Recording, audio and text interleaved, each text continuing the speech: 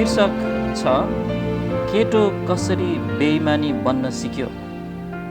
अनि यो बेइमानी भन्ने शब्दको माने चाहिँ हो छल कपटको व्यवहार। बेइमान भनेको सच्चा व्यवहार नभएको झुटो व्यवहार गर्ने व्यक्ति अथवा त्यस्तो व्यक्ति जसलाई विश्वास गर्न सकिँदैन, बेइमान। अनि परमेश्वरको वचनको दुईटा पद हेरेर सुरु गर्न लागिरहेका छौँ।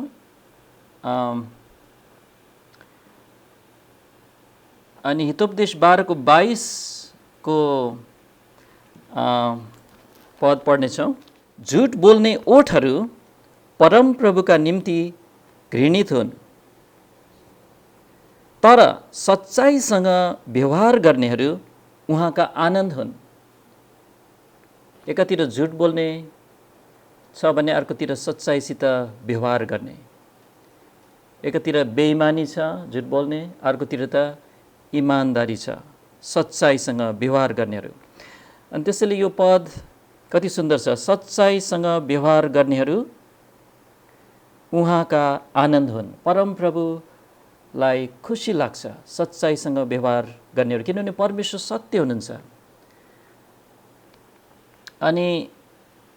अनि अर्को पद 1 कोरिन्थी 15 को 33 मा पनि पल्टाउनु होला। 1 कोरिन्थी 15 को 33 त्यहाँ चाहिँ धेरैजनालाई कन्ठै छ होला। धोका नखाओ, खराब सङ्गतहरूले असल चरित्रहरू बिगार्छन्। 1 कोरिन्थी 15 को 33 म फेरि पढिदिन्छु। धोका नखाओ, खराब सङ्गतहरूले असल चरित्रहरू बिगार्छन्। त्यसैले अगाडि बढौँ यो ज्यादै शिक्षामूलक कथालाई लिएर। केटो कसरी बेइमानी बन्न सिक्यो। उत्तम, तिमीले बिलको हिसाब चेक गर्यौ? हजुर, चेक गरेँ सर। हिसाबमा कुनै गल्ती छ कि छैन? मैले 2टा गल्ती भेटेँ सर। ए हो, ल्याउ त म हेर्छु। केटोले आफ्नो मालिकको हातमा एउटा लामो हिसाब किताबको कागज थमायो, जुन चाहिँ जाँच्नको लागि उसको डेस्कमा छोडिएको थियो। यहाँ हिसाब जोड्दा उनीहरूले हामीसित लिनुपर्नेमा 5,000 रुपियाँ छुटाएको पाइयो। अनि तलतिर फेरि अर्को 5,000 रुपियाँको पनि गल्ती छ सर। त्यो पनि छुटेको? हजुर सर। त्यो व्यापारी मान्छे यसरी मुस्कुरायो कि केटोलाई त्यो देख्दा अनौठो लाग्यो। 10,000 रुपियाँ घाटा खानेहरू भए तिनीहरू, उसले खुसीसित आश्चर्य मान्दै भन्यो। खुब भरपर्दा अकाउन्टेन्ट रहेछन् तिनीहरूका। गल्तीलाई सच्याउँदिउँ म सर? केटोले सोध्यो। पर्दैन, आफ्नो गल्ती आफै सच्याउनु उनीहरूले। अर्काको हिसाब किताब हेरिदिने काम हाम्रो होइन नि, व्यापारीले जवाफ दियो। जुन बेला पत्ता लाउँछन् उनीहरूले, अनि त्यति बेलै सच्याउँला। अहिलेको लागि यो 10,000 हाम्रै आम्दानीमा गनिन्छ। सोच्दै नसोचेको यस्तो जवाफ सुन्दा त्यो केटोको कमलो मन झसङ्ग भयो। ऊ एउटी गरिब विधवाको छोरो थियो, जसले उसलाई यो सिकाउनु भएको थियो कि सही काम गर्नु मान्छेको कर्तव्य हो अनि सधैँ इमानदार हुनु सबभन्दा असल मार्ग हो। उत्तम यहाँ काम गर्न आएको केही महिना मात्र भएको थियो। हरिकुमार साहु उत्तमको बुवाको पुरानो साथी थियो, जसलाई बुवाले एकदम राम्रो मान्छे मान्नुहुन्थ्यो। त्यसैले उत्तमले साहुलाई एउटा नमुना व्यक्तिको रूपमा हेर्ने गर्थ्यो। जब हरिकुमार साहुले उसलाई आफ्नो पसलमा काम राख्ने भयो, केटोलाई यस्तो लाग्यो कि अब उसको अगाडि एउटा राम्रो भविष्य आउँदैछ। आफ्नो गल्ती आफै सच्याउनु उनीहरूले।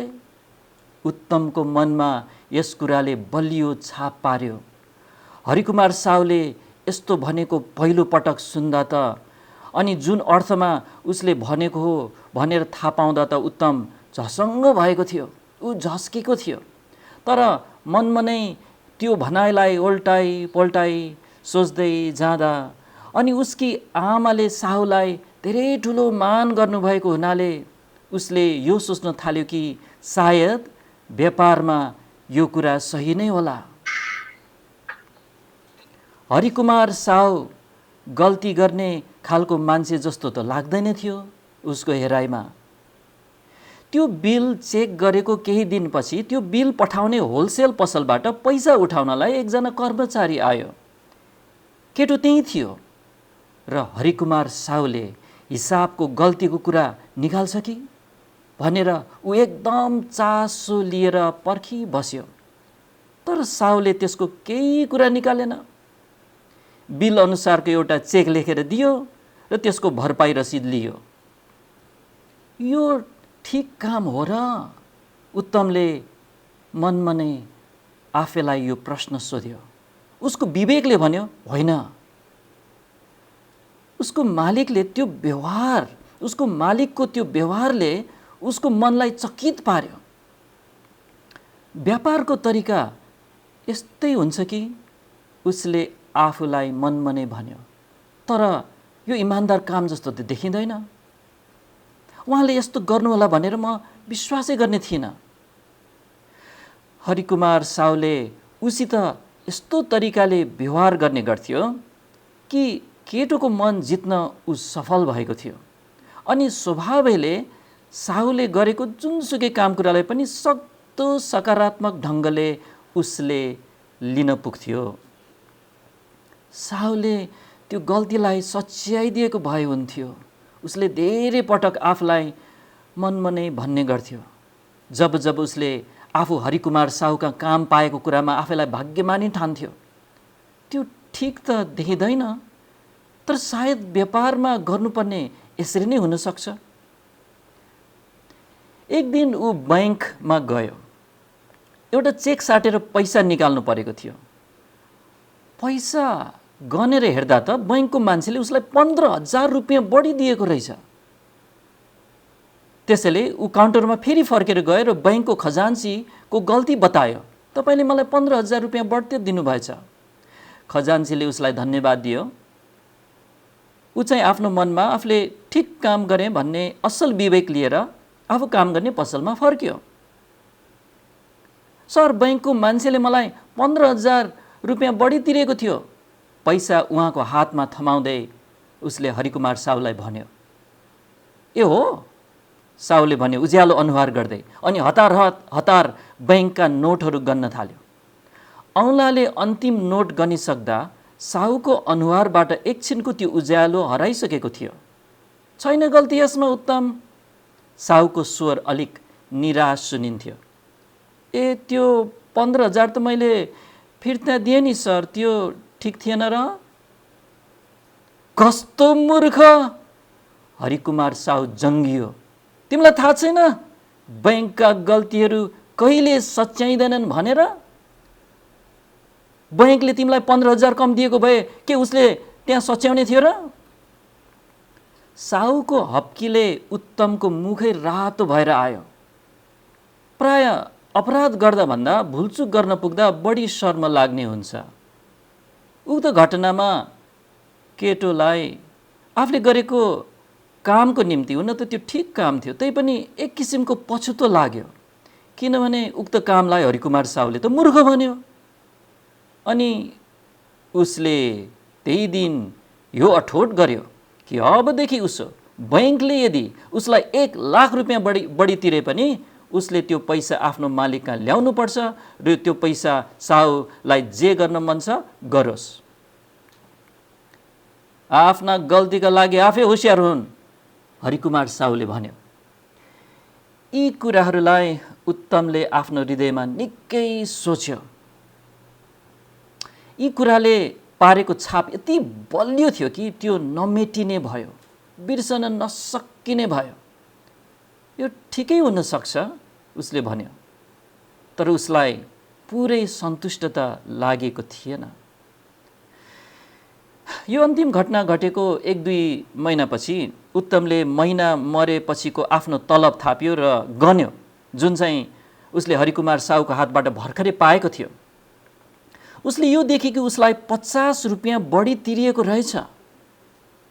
उसको मनको पहिलो भावना त यो थियो कि उसले यो 50 रुपियाँ आफ्नो मालिकलाई फिर्ता दिनुपर्छ।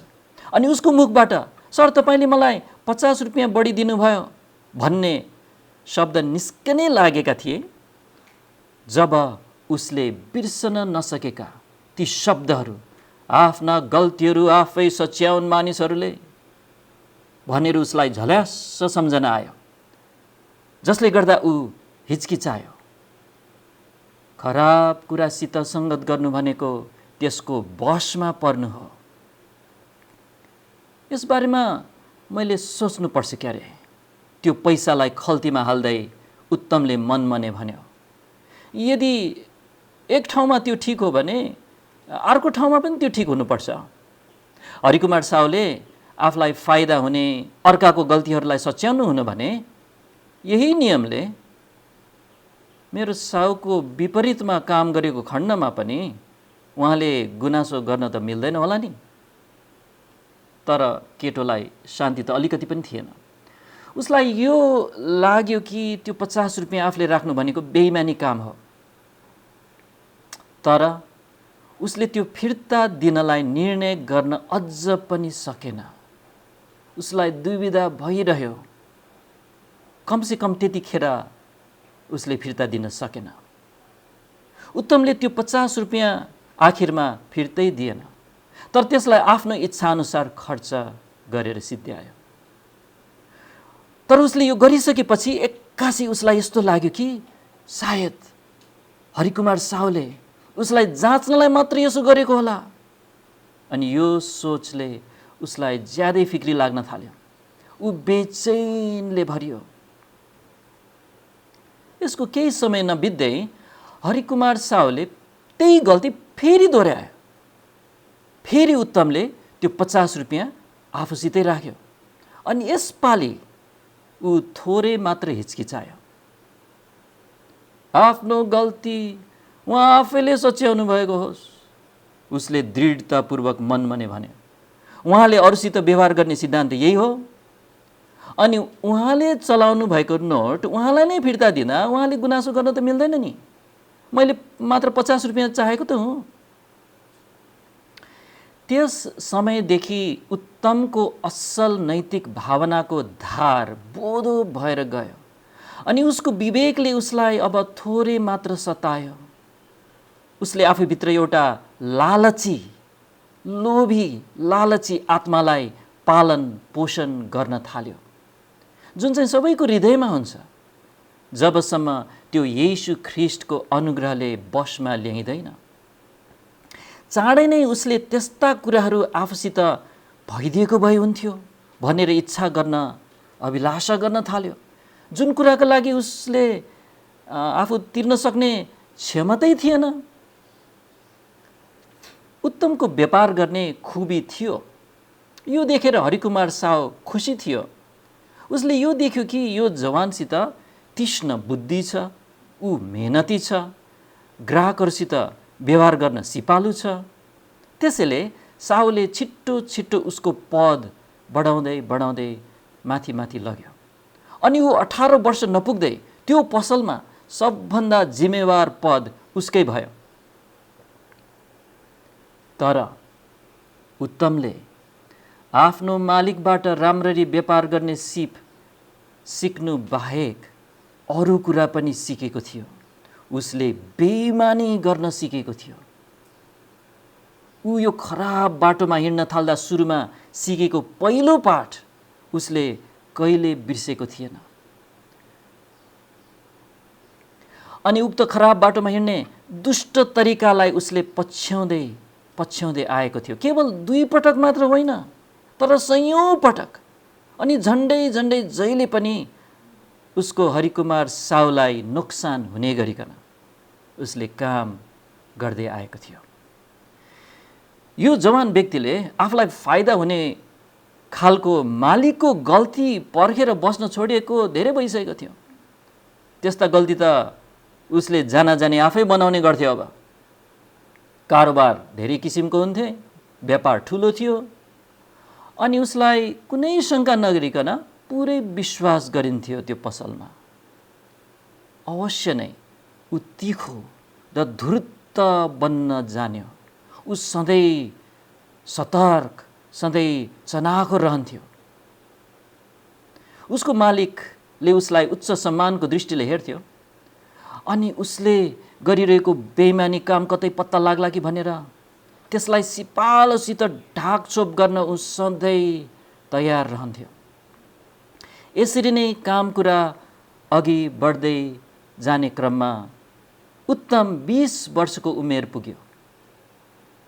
एक दिनको कुरा हो, त्यसबेला व्यापारी हरिकुमार साहुकहाँ एउटा चिठी आइपुग्छ।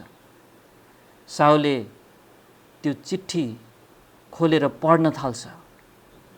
त्यो चिठी पढ्दै गर्दा साहुलाई शङ्का उठ्न थाल्छ।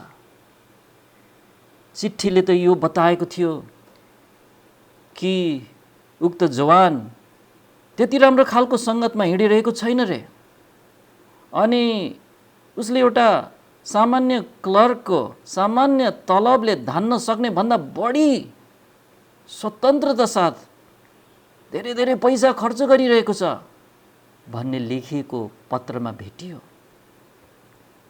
यसअघि उत्तम र उसकी आमा एउटा सुन्दर घरमा सरेका थिए, जहाँ महिनाको 10,000 रुपियाँ भाडा तिर्नु पर्थ्यो, जबकि उसको मासिक तलब, एक महिनाको तलब 20,000 मात्र थियो।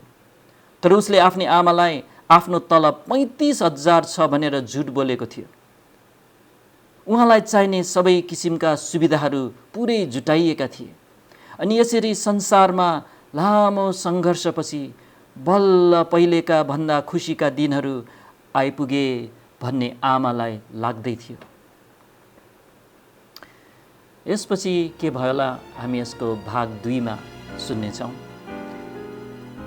परमेश्वरको वचनले चेतावनी दिन्छ, धोका नखा। खराब सङ्गतहरूले असल चरित्रहरू बिगाड्छ। 1 कोरिन्थी 15:33। अनि प्रभु भन्नुहुन्छ, सच्चाइसँग व्यवहार गर्नेहरू उहाँका आनन्द हुन्। हितोपदेश 12:22 अनुसार हामी छोटो प्रार्थना गरौँ अनि परमेश्वरको आशिष मागौँ बाँकी समय।